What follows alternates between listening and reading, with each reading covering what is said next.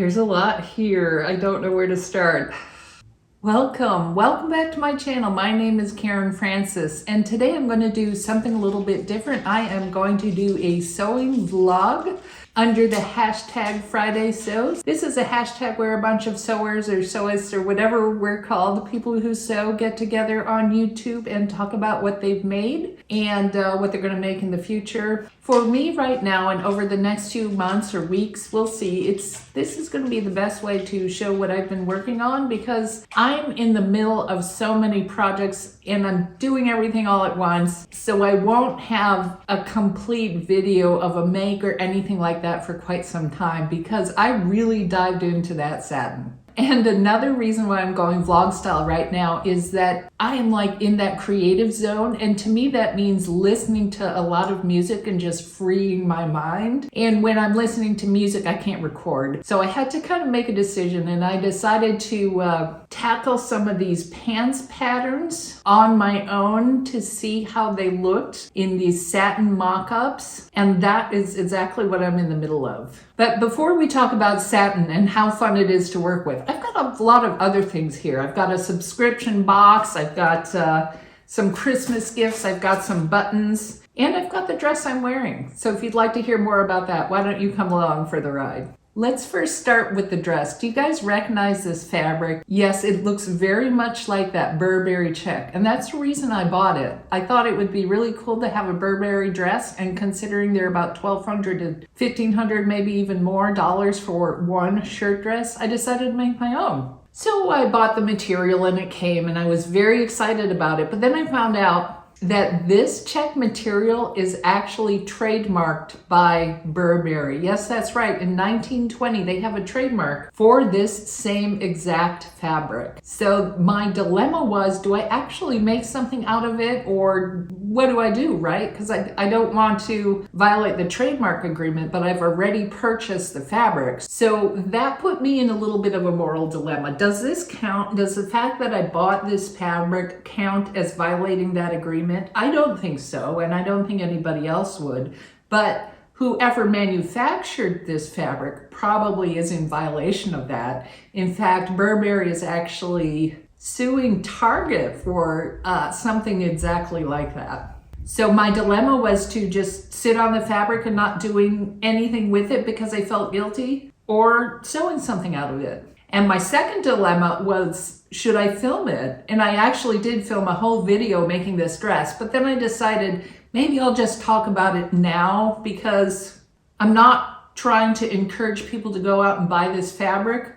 In fact, the opposite. I'm trying to encourage you to be aware of fabric that can actually be trademarked. But what do you think of the dress? I like it, and I'm gonna wear it. And to be honest, this fabric, yeah, it's a bit cheap. So it's really not a high quality. So if you're thinking of getting it on your own, consider that you are not gonna get the quality that you would in a $1,200 dress. But here I am, and I used the Simplicity 8014 to make this, and this is a really simple shirt dress if you're looking at it. It comes in 4 different views. The one I made is view A. I love the full skirt and the length and the way it sits on my waist and how it fits. I think fit and flare type dresses are really becoming my favorites. I actually also like view D, which is more like an exact shirt dress. You could actually just lengthen a shirt to get this pattern. And I have a few of those shirt dresses made, so I really like those as well.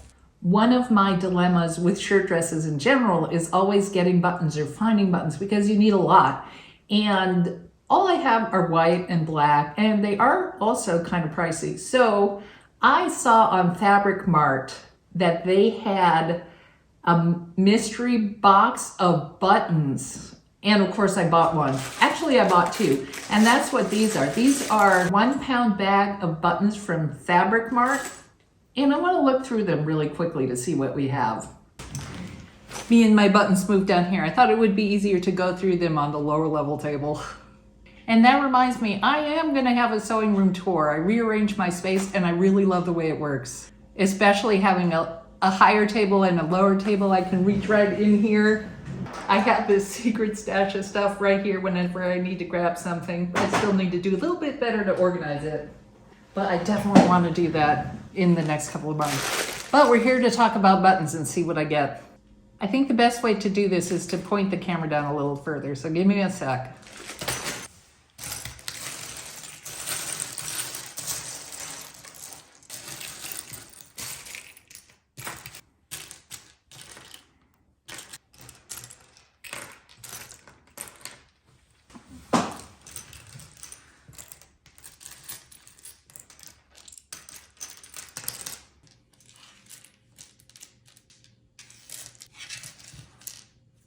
Done. I'm surprised to see so many buttons that match. This is so cool. I definitely have a lot of assortment here. 1, 2, 3, 4, 5, 6, 7, 8, 9, 4, 25, 26, 27, 20. I have about 28 sets of buttons with 6 or more buttons. That's really a good deal because buttons are expensive. I paid about $20 for these, so that's less than $1 a set, which is basically what you would find at a thrift store or something like that. And I am happy to use these on my upcoming projects, and it's going to save me a lot of time and money. All right, let's go back up to the top. Wow, that was fun. There is quite a collection. Now what should I do? I have a subscription box. Think Pink subscription box I got. Oh, this is also what I'm going to be doing. Chair yoga. Have you guys heard of that? Something that I got for Christmas. Actually, I bought it myself. I sit around on the chair a lot in my home office, so I thought I could begin some exercising while I'm on a conference call. So that's why I got this. Isn't that fun? I also got a book on wall Pilates, so that's my New Year's resolution is to try to use every moment to move. All right, here's the subscription box. Beyond the Pink Door, Think Pink. I've never done a subscription box before, so I thought that I would do one this year, and so I looked around and there were a few I wanted, but I have always loved the fabrics from this subscription box. Also very hard to open. Okay, let's see what's inside. I just love the care that went to put this box together. Look at that. It's beautifully folded and it's even got a little sticker on it. Oh, there's an ebook with it. Who knew? Oh my goodness, these are like candles. They are so little. I guess these are tea candles that smell like caramel vanilla latte. That is absolutely adorable. I guess I can use my shot glasses for these, but that is very cute. Who would have thought of candles would be in a subscription box? Instant hot chocolate. How about that? This box came all the way from Ireland. And here I am sitting in the States in North Carolina. So I love the fact that I get little treats from overseas. That is so awesome, and it is the perfect weather for this, let me tell you. On to the fabric. Wow. I'll give you a hint. Here's the bias tape. Can you guess what color the fabric is? Oh wow, and this is organic jersey bias tape. Never thought bias tape could be stretchy and soft and organic. This is so high quality. I am really impressed. Got my thread. I got some pink thread, and here is the fabric. Wow, there's actually quite a bit of it, and knit. I actually don't have a lot of knit fabric, and I really want to start sewing this. Can you imagine a beautiful turtleneck or maybe a knit princess dress out of my favorite pattern? I am very tempted to try that if I have enough material. Since I'm on the taller side, I use up more fabric than most, but I think there is enough of it here. This is amazing and super high quality, a good thickness, and absolutely beautiful. So I am so glad I subscribed to this one out of all the subscription boxes out there. I'm definitely gonna have fun with that. Okay, what's next? Are you guys ready to talk some satin? Well, here it is. I'm gonna run through these pretty quick. I have 1, 2, 3, 4, 5 projects. If you watch my last unboxing, you will notice that I got 11 yards of satin. 11 yards, can you imagine that? And my goal was to sew mock-ups out of that, and I'm actually meeting that goal. I'm very proud of myself.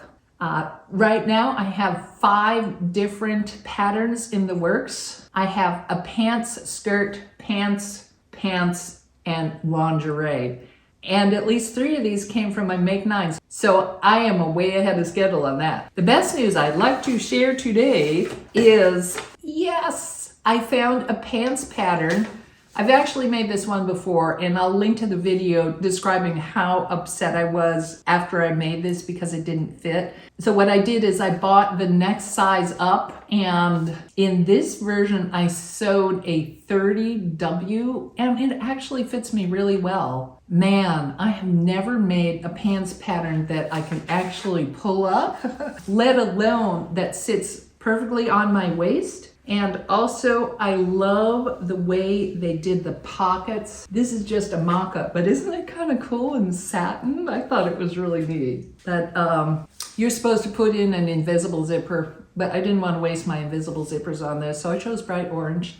If I actually think I'm gonna wear this, I can switch that up. But look at these pockets. I love the elegant way that this pattern slips those pockets right into the side, and they're really nice and deep too. The top stitching on the front here really adds a nice touch too, so they look really elegant when you put them on. It also has some belt loops. I didn't put those on, but it actually fits me really well. I don't think I need them, but I'll put them in anyway. So the front has a couple of pleats and the back has a couple of darts. Yes, I made shorts because my next step is to actually make some pants now that I know that they can fit. So stay tuned for that one.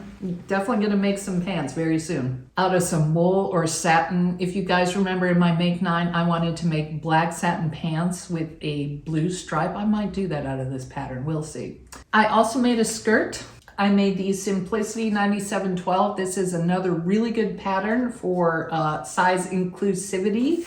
It goes from a 20W to a 38W, and I made a, what did I make? A 26W? Anyway, super wrinkly, but this one also fit me really well, and I like the style. It's got pleats all around. I think there are 3 pleats in the front and 2 pleats in the back, and then it has a back zipper. Again, this is supposed to be a invisible zipper, but I installed just a regular zipper because I just wanted to see how it looked.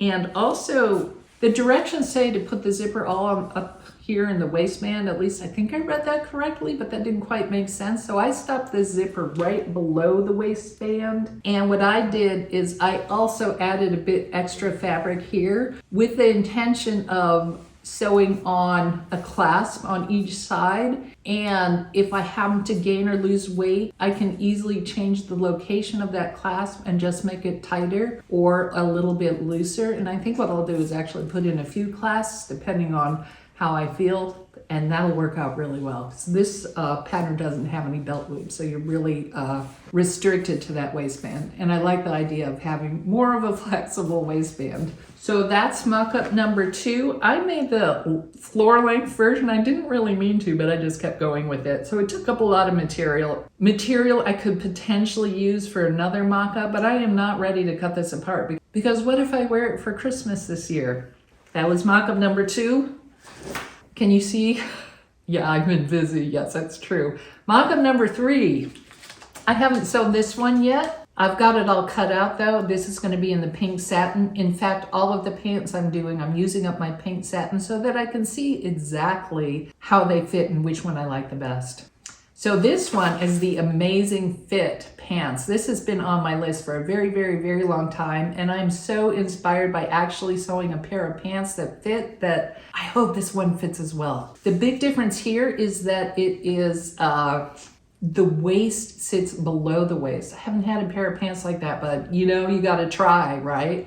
I'm gonna try that one. And there's also no pleats in the front and no darts in the back. So this is a straight up pair of smooth slacks. And I'm not sure if I like that style better or the one with the pleats better. We'll see about that. So I'm gonna do the mock-up next week, 8056. And then, another pair of pink pants that I found that would be really fun to make is this one. I've already cut this out as well. It's a Vogue 1050. This pattern comes from 2008. And happy that I found something like this because I'm really into color blocking these days, or at least learning how, and I think doing it on my own, I still don't quite get it, so I needed a little more help. This pattern does have that side color blocking. In the picture, they have the white and the brown, and then they have these little frog buttons. I actually had to Google frog buttons because I didn't know what they are, and apparently they're like little knots of ropes and you kind of button them together.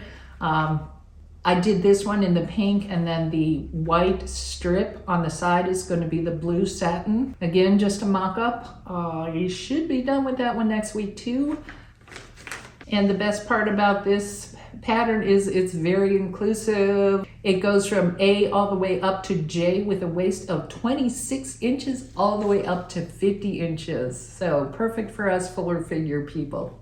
All right, let's hope that one works out too. I'm mixing all of these up. I have every pattern piece out and every little bit of fabric. Like, I have no idea where this goes. I'm trying to do too much at once. I think that's about it for this week. I don't think I've said Happy New Year to everybody, and I'm really enjoying your comments and participation, so thank you for stopping by. Wish me luck this next week while I sew through some more satin. Good grief. I think I'm almost done.